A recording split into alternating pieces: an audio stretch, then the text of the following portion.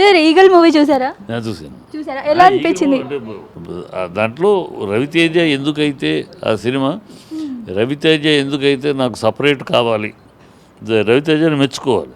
ఎందుకంటే తన కాన్ఫిడెన్స్ ఉండబట్టే జనవరి పోటీల్లో కూడా తను తప్పుకోమంటే ఎప్పుడు రిలీజ్ అయినా నా సినిమా అనే కాన్ఫిడెన్స్ ఉండబట్టి ఎస్ ఓకే అన్నాడు, నాకు సపరేట్ రిలీజ్ ఇవ్వాలన్నాడు.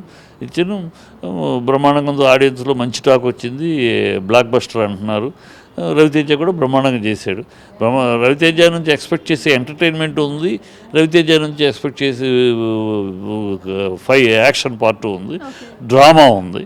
సో టోటల్గా కాన్ఫిడెన్స్ ప్రూవ్ చేసుకుంది రవితేజ కాన్ఫిడెన్స్. వన్స్ అగైన్ పోయిన సంక్రాంతి కొట్టాడు జాక్పాటు, ఈ సంక్రాంతికి కూడా కొట్టాడు. సంక్రాంతి కాకపోయినా తర్వాత రిలీజ్ అయినా తను కోరుకున్నట్టు కాన్ఫిడెన్స్. అదే నమ్మ ఒక్కొక్క సినిమా మీద ఒక్కోసారి కాన్ఫిడెన్స్ ప్రూవ్ అవుద్ది, ఒక్కోసారి డిజాస్టర్ అవుద్ది. మొన్న జనవరి అప్పుడు రిలీజ్ అయిన సినిమాలు ఏమైపోయింది, కాన్ఫిడెన్స్ ఉన్న సినిమాలు డిజాస్టర్ అయినాయి. ఎలా ఉంటుందో ఈ నాలుగు మధ్య, ఈ పెద్ద సినిమాల మధ్య పడుతున్న సినిమా ఏమవుతుందో అనుకున్న హనుమ అందరినీ దాటుకుని ఎక్కడికి వెళ్ళిపోయింది. ఎక్స్పెక్టేషను కాన్ఫిడెన్స్ ఉన్న సినిమాలు పటక్కన కూర్చొని అట్లా ఒక్కొక్కసారి జరుగుతూ ఉంటాయి. ఇది కాన్ఫిడెన్స్ని నిలబెట్టుకుంది. సో బాగా చేశాడు. ఎక్కడ ఏ ఆర్టిస్ట్ని లోపం చెప్పడానికి లేదు, ఏ పాత్రకా పాత్ర బాగుంటుంది. Director credibility, action credibility, everything is there.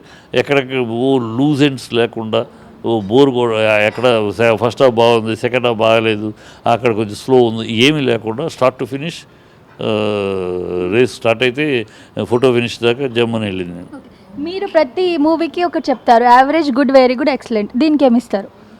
దీనికి ఎక్సలెంట్ ఇస్తాను. అయితే ఈ మధ్య వచ్చిన మూవీస్లో దేన్ని దాటిపోతుంది అనుకుంటున్నారు సార్? అంటే ఈరోజే రిలీజ్ అయింది కాబట్టి మూవీ దేన్ని దాటుతుందంటే, ఇప్పుడు ఇది హనుమాన్ వచ్చి హిట్, హనుమాన్ అది అది ఒక వేరే రకమైన హిట్, దానితో మిగతా పోతే అది ఎటు వెళ్ళిపోయింది. సో అది రెగ్యులర్ వాటిలో ఖచ్చితంగా ఇది పెద్ద హిట్ కిందే. అంటే 60-70 కోట్ల